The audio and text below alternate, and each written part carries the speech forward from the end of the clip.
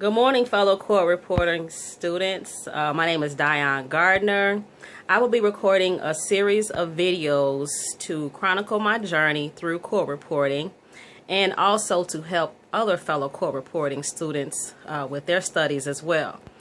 Because I just started school in January of 2015, everything that I will be telling you guys how to do, different tips and stuff like that, will be for the extreme bottom floor beginner. I'm not even at like 60 words per minute as far as a typing speed, but like I said, I just wanted to help other new court reporting students and also the people that I go to school with to help them out throughout their journey as well. And today the video that I want to make is going to give you just 10 tips for the beginning court reporting student. And also just want to let you guys know it is my effort to create a new video every weekend. Some weekends have been a challenge for me with technical difficulties, and also I was sick for 2 weekends in a row, so I was not able to record. So I know that some of my fellow classmates are looking for some videos, and I did apologize for not recording videos as planned for that reason. So what I'm going to do is get right into what I'm going to talk about today, which is 10 tips for the beginning court reporting student. And probably some of these tips you can carry throughout your journey until you complete school. So the first thing that I want to talk about is your briefs. We learn new briefs all the time, and you have to be able to keep track of those. So they can be easily accessible to you, help you to memorize them. So I suggest that you guys put them in a address book. I know that address books are like a thing of the past, but if you can get your hands on an actual address book, I think that'll be pretty useful for you to put all your briefs in here, because it's easy for you to get to the tab of that particular letter. Obviously, it's already alphabetized for you.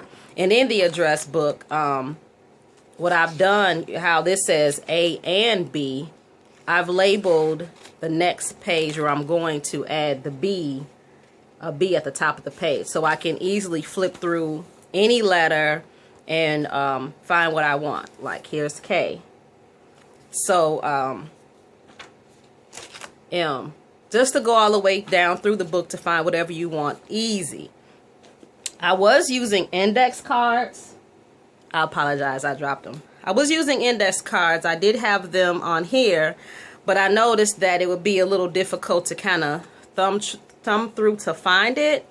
So what I'm going to do, because these are perforated, I'm going to, some of the ones that are not written on, I'll write the brief on the front and then the actual word on the back, which is another tip. Tip number 2 is using index cards as a form of a flashcard. So let's just say, for example, you put the word already, no, I'm sorry, the brief for already on the front, but then put the actual word on the back, and then you could have somebody help you study your brief. So that's pretty good for you.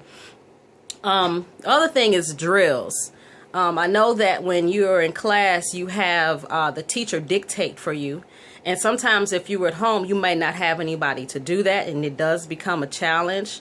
At least my fellow classmates and I have expressed that. Like, wow, I don't have anybody to dictate for me, and things like that. So what I've done is I've used my voice memo on my phone and just recorded myself saying, you know, a couple sentences.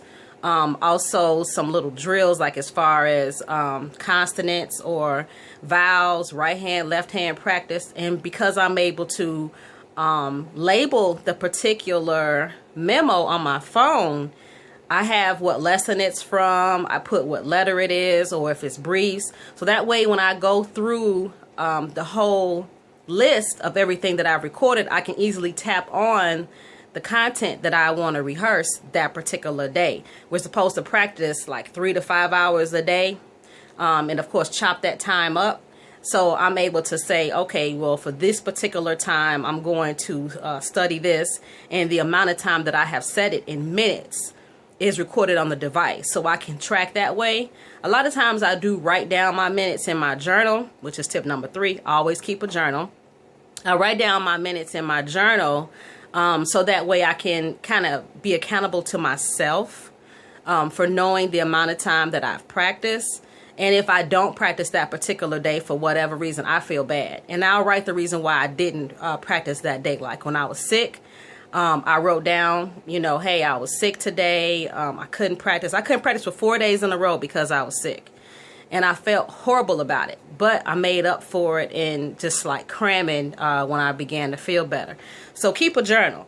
So after you have this address book for your briefs, you're also going to keep a journal. I already had this. This is not anything that I purchased specifically for co-reporting school. This is a gift from my kids. And I'm so clumsy today for some reason. So this is an agenda where, of course, it has dates in it, you know, like a little calendar. But then towards the back, I can, you know, write in length what I did for every day. And that's where I write, you know, what I worked on. So that way I can go back and say, you know, what I did. And then I also write what was challenging for me. When we were learning long E, that was difficult for me and some of my classmates to kind of grasp. Like, you know, the word beat, writing that out looks, of course, nothing like how it looks on paper, but it's kind of strange to hear yourself write B-A-O-E-T, because it kind of makes you think you're writing boat.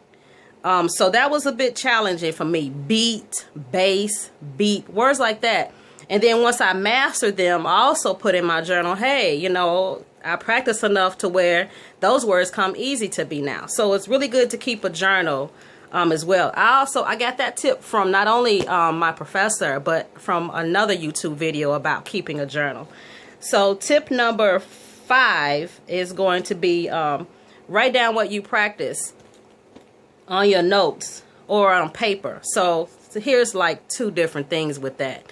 So you're going to write down, of course, in your journal what you practice, and then anything that you do on your notes, put that on the actual paper. So this was the date when I practiced, and then I put that I worked on it at home. And then some of my notes I put exercise 2 briefs, and then I put the word of what it is, like, because America was a little difficult for me to master, so I did it several times, and so I just wrote out what it was. I always go back. It's important to go back and read your notes.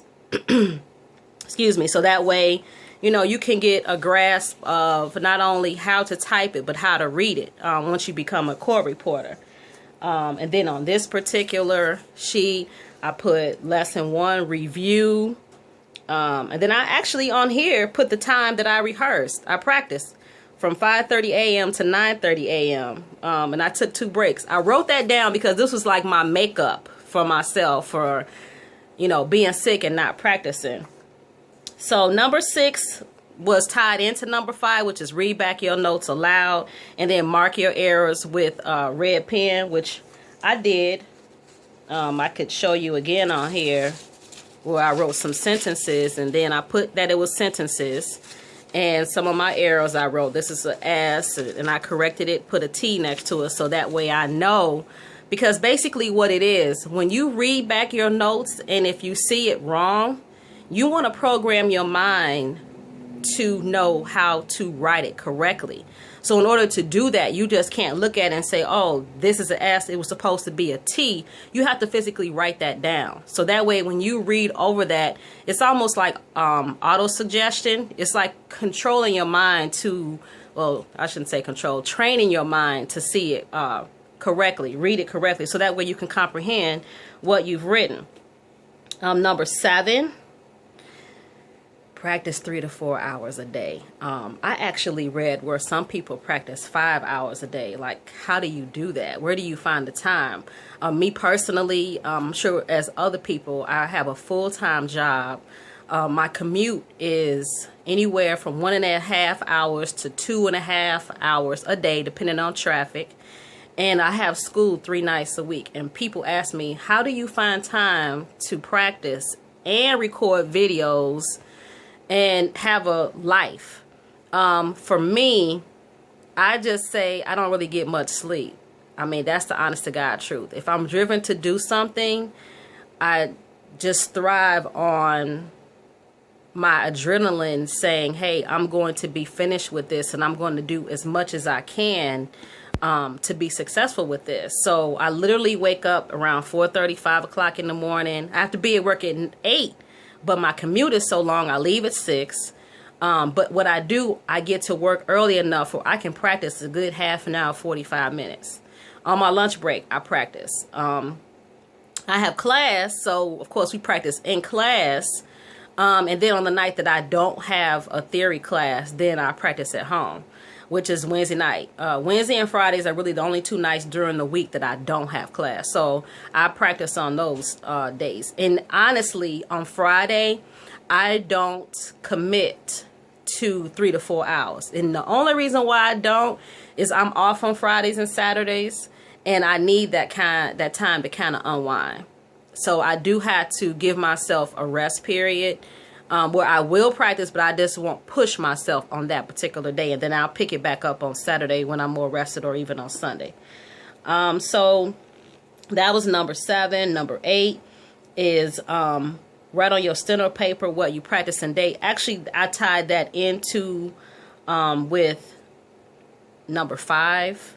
So just so that you know, just to reiterate, you're going to write down what you practice. It's easier if you put down a lesson number, in my opinion, because let's just say, for example, you have a bunch of notes and you want to read them back, and let's just say you wrote something and you can't comprehend what it is. So the best way for you to research that is to write down what lesson it is, so you can go back to that and just say, oh, that's what this word is supposed to be.